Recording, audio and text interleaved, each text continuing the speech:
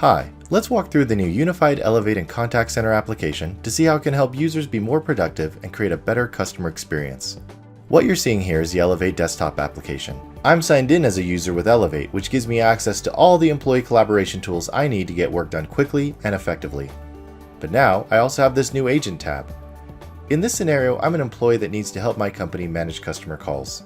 The first thing to do, besides potentially setting my status, is to log in as an agent. In the background, my agent profile, which includes my skills, are all being assigned to me. At the moment, I'm assigned to only one queue, but I could be assigned to many. We see the total number of queues I belong to, and whichever queues are exceeding the wait threshold, which is defined by the admins. Wait time represents how long a caller has been waiting in the queue. It will go red if the wait time exceeds the threshold. The Exceeded Only tab filters down my queues to only those exceeding their wait time. I can also make outbound calls using the dial out button, which also lets me choose what number I dial out with. The My Stats tab gives me a quick snapshot into how I'm spending my time. As of now, I'm in a not ready status. If needed, the admin can force me to go available if I exceed my not ready time. Absent of that, I get a gentle nudge to go available.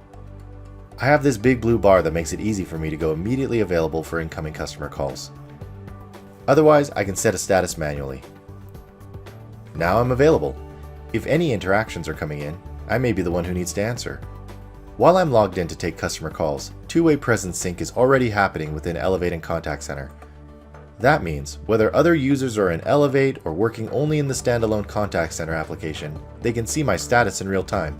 Note that I can't manually change my presence status anymore. My status is automatically updated based on my activity while acting as an agent. The moment I logged in as an agent, the Contact Center side is telling other employees that I'm taking customer calls and what my status is. If I go into some other busy status, like if I'm going on break, my status goes red, which shows I'm busy. While I'm signed in, I can do anything else I normally could do in Elevate. I can call, chat, and meet with anyone in the organization while I'm waiting for a call. A call is coming in. You'll notice the call bar is orange. Orange means you're getting a Contact Center call. Any other Elevate phone call would show up as blue. This lets frontline users easily know where the call is coming from. Individuals internally can see that I'm on a customer call with a Do Not Disturb sign. At that point, they'll realize that I'll likely not answer if they try to call me. If anyone tries to call me, it will go directly to my voicemail, so it doesn't interrupt my Contact Center interaction. While I'm on this call, I'm presented with the most important things a frontline user needs to consider while they're handling this interaction. I can click on the call details to get relevant customer information passed to me, like queue status, account status, username, and a lot more. I can still go back to the agent home screen and see queue stats like wait time, which help me determine whether I need to hurry up the interaction and get to the next caller. The classification tab allows you to document the outcomes of an interaction. Let's look at what you can do with an active call.